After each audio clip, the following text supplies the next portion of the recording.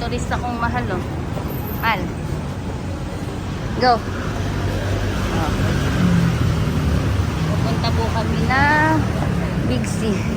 Kakain po kami ulit sa McDo. Kasi gusto namin makuha si RM. RM na lang kasi wala pang ganun dito sa wala pang ganun sa Pinas eh. 1 and 2 pa lang ang available, tapos every week sila nagbabago.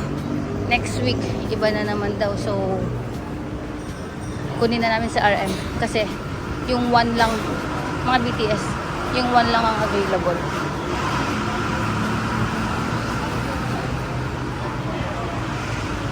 Bakang bakasyonista kong asawa.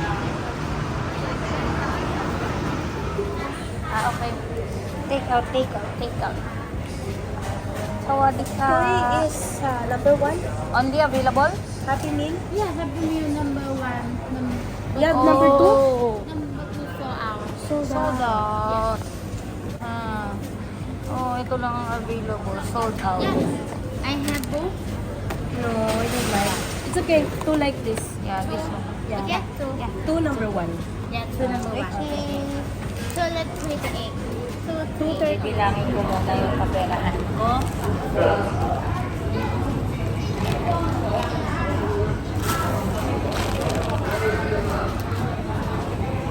Bibilang lang ako ng pera namin kasi pauwi na kami. Kailangan na namin magastos lahat ng pera namin.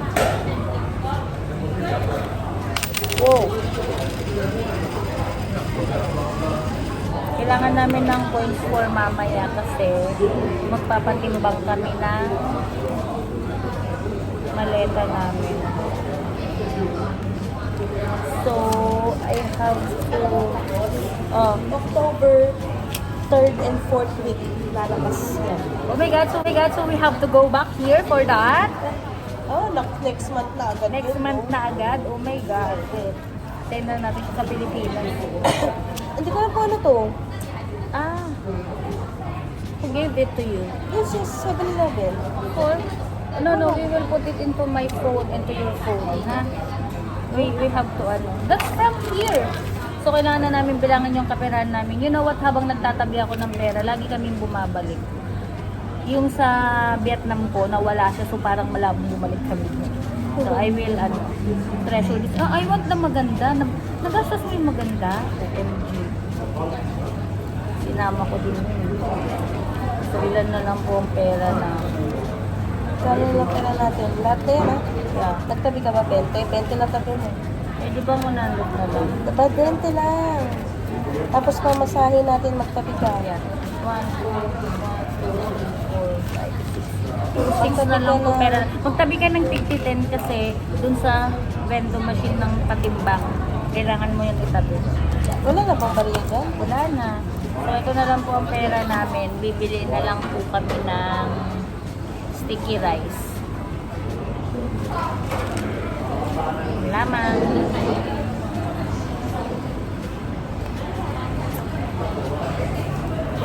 Hintayin namin yung order namin. Initan ako.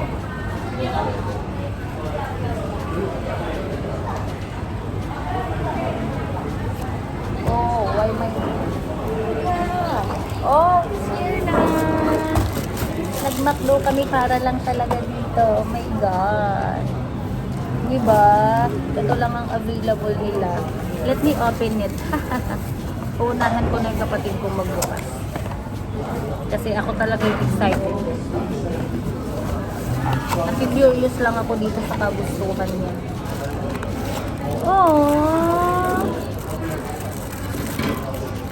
Oh, it's RM. So, itatabi ko na. Pasensya ka na sis, nabuksan ko na, nahawakan ko na, nalagyan na ng fingerprint yung idol mo. Wala, sa October pa si ano eh. Oh. Sa October pa siya. Si Jungkook mo. Sold out ko yung number. Yeah, number 2. Sino ba si number 2? Wala eh. Hindi ko rin alam kung sino yung number 2 eh. Basta kapatid ko lang nakakakilala sa kanila. Ayan siya oh. So bye! Oh. Si Jean. Oo, naririnig ko din. Tapos naririnig ko din tong si Suga. Ayan, si Jean, si Suga. Walang mukha eh. O yan, ayan sila. Oh my God. Si Jungkook. Pinakamalayo. Kasi matagal pa talagang aabangan. Tapos pati si Jimin, ang layo pa niya. So yun lamang. Love ko to. It's so full. Let me see the burger. What's that? The regular burger? Oh, the regular burger. Regular burger pero meron siyang pickles. Cheeseburger. Oh, the cheese is so big, ha? And so lumalabas. Okay, that's it.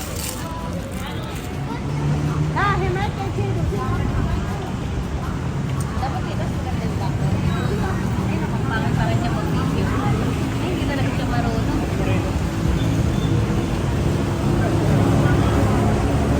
So, nandito po kami sa Skywalk. Busog na po siya. Kumain ng maklo. Alala ka rin si Prin. Kumain po kami sa Makno. Yun yung tawag nila eh. Oo, ayan. Masarap po yung iced tea nila. Hindi lasang tubig.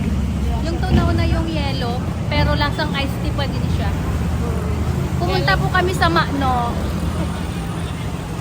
Yeah. Dito kami sa ibabaw.